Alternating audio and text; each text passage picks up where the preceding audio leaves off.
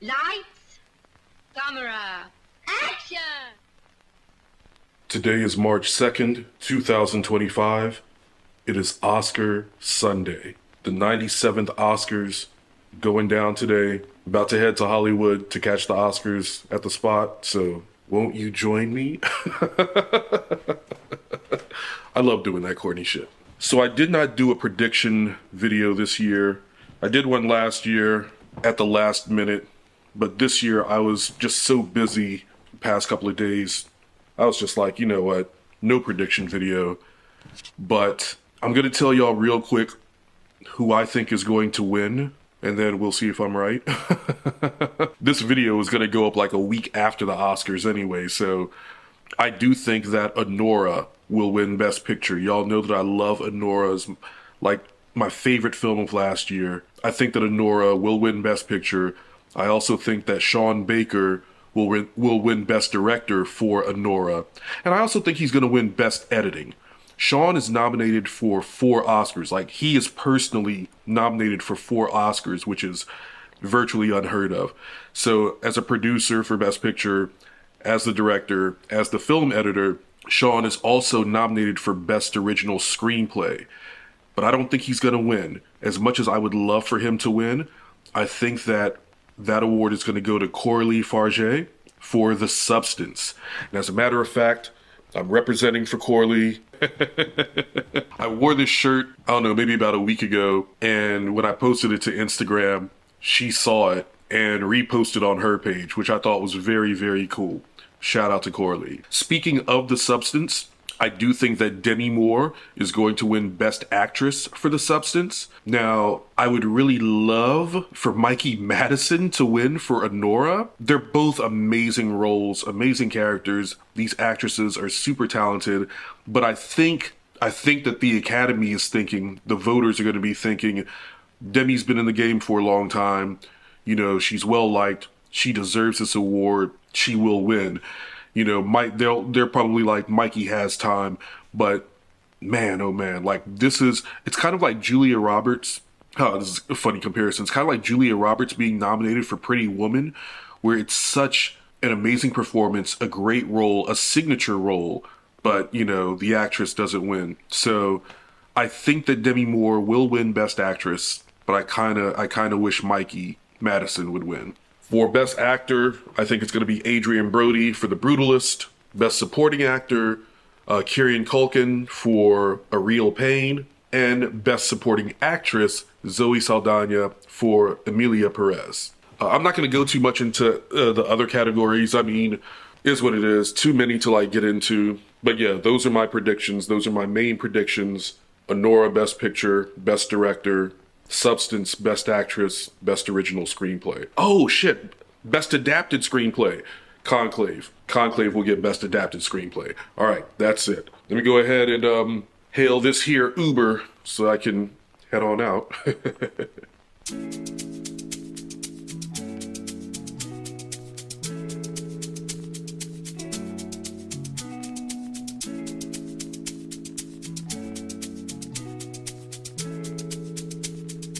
Alex, Epps. Take a look inside your heart. Is there any room for me? I would have to hold my breath till you get down on one knee because All right, so Kieran Culkin has already won Best Supporting Actor. Great speech, pretty funny, and everyone's out for the Oscars today. So, woohoo!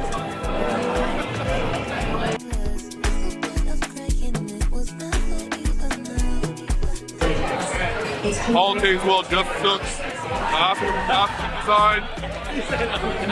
First black man to win in that category. Black history still being made in March.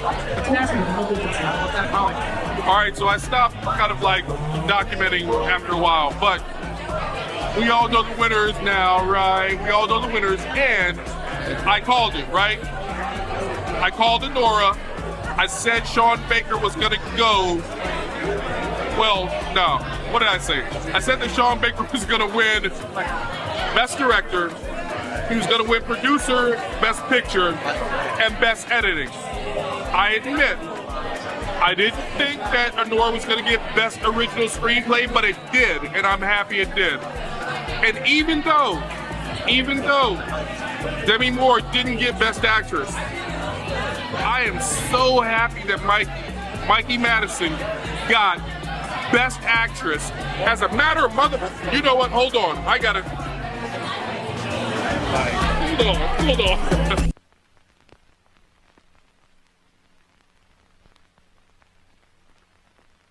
Yo, I'm not gonna hold y'all. I have no idea what happened last night. I mean, I know what happened. I never finished that thought. I have no idea what I was gonna say when I was like, before I got interrupted. But from what I do remember of last night, it was a good time. A couple of my buddies, they were seat fillers at the Oscars. So they came through like dressed in tuxedos and everything. And they had this funny note from Conan O'Brien, who hosted the Oscars. And it was basically something along the lines of, you know, like, enjoy these snacks. I wanted to give you guys some gummies, but Disney wouldn't allow it. But yeah, you know, it was a good time. And I got nice and hammered. I did not feel well at all this morning. I just been in bed all day. It's like 5:30 in the evening. Making some paschetti. That's going to be my breakfast for the day. You know, a lot of people like to say that the Oscars don't mean anything. You know, they're outdated, they're irrelevant, they don't reflect the tastes of like the masses or whatever. And I just, you know, I don't agree with a lot of that. You know, I grew up loving the Oscars and have always wanted to win one. You know, even if you look at like my bio on social media, you know, I call myself a pre-Oscar winning screenwriter. I just feel like, you know, the Oscars really do reflect the best of the best. And as always happens after, you know, Oscar night, I feel this surge of like motivation, and it's just like, yeah, the dream is still alive, you know, I can do this. I had a great time last night, even if I don't remember all of it. Gonna sit down and eat breakfast, and then I'm gonna fire up Final Draft and get to work so that one day I can take the pre out of my social media bio.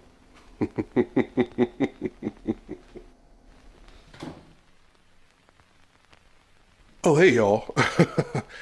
I decided to end the video on this note. I got a question from someone on my last video, and they asked what were my thoughts, what were my feelings on all of these screenwriting services, such as WeScreenplay, which is one that I totally advocated for, but like WeScreenplay and some of these other screenwriting coverage services shutting down, some of these sites that actually hosted screenplays that people could download and read and study, you know, places like the Script List. You know, what do I think about all that? And I am shocked. I'm just like totally shocked. I don't remember all the companies that shut down. I think Screencraft might have been one of them. But yeah, you know, I'm totally shocked. But I'm going to tell y'all something.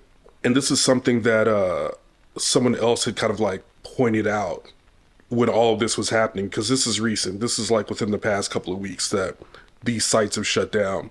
Someone pointed out the fact that these are all of like the affordable coverage services and resources, right? Because you look at something like the Blacklist, which can be pricey. You know, your evaluation for the Blacklist, the last I checked, evaluation was like $100, and you have to pay a monthly hosting fee to keep your script active and discoverable and all that stuff. That can be a bit much for some people, you know? So, you know, when you have something like WeScreenplay that was offering coverage for as low as like, I think $60 or $70, yeah, it's just kind of like what's happening here. You have a resource like the Script Lab where you could download screenplays for free, and like all the current ones. I mean, all the Academy Award nominated scripts were up there, and there are still sites that are available where you can find scripts. You can always go to scriptslug.com. There's simplyscripts.com. Those are two that I know of that are still active and free. You can always go to Reddit and ask. I feel like and someone is always sharing screenplays on Reddit. So, just go to Reddit and like search for the script that you want. It'll probably come up. But yeah, it's surprising. It's disappointing. It's a little disheartening. But, it's what it is, y'all. We move. And along with these sites, also just like a lot of contests, because a lot of these sites, would host contests. Now, these are smaller contests. They aren't really ones that, from what I understand, people take seriously, the industry takes seriously. But, it's still kind of nice to be like, hey, I placed in this contest, or I did well in this contest, or whatever, that was hosted by this site. But yeah, it's kind of weird. It's kind of weird.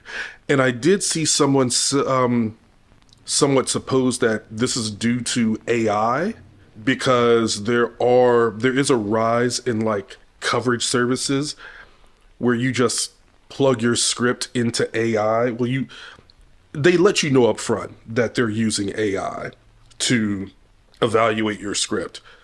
So, it's just like you plug your script in and you get the coverage back in minutes, literal minutes.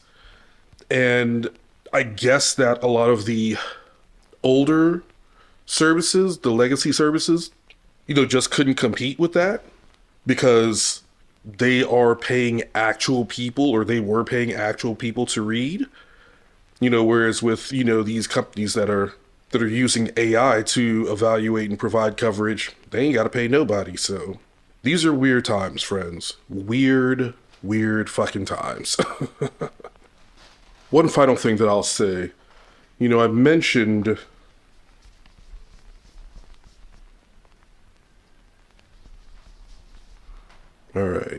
I mentioned how, in the post-Oscars aftermath, the post-Oscar, the vibe is very hopeful, at least for me. I feel reinvigorated. I feel like, hey, I can do something.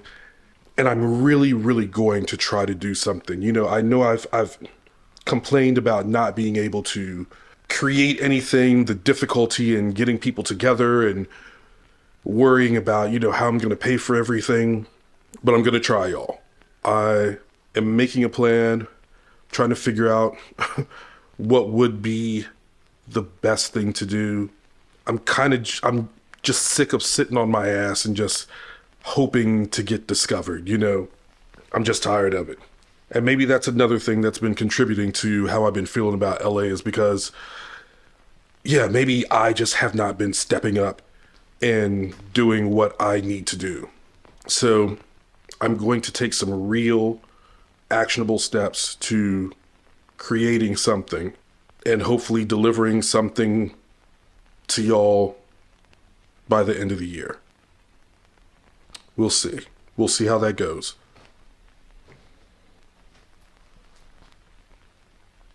Wish me luck.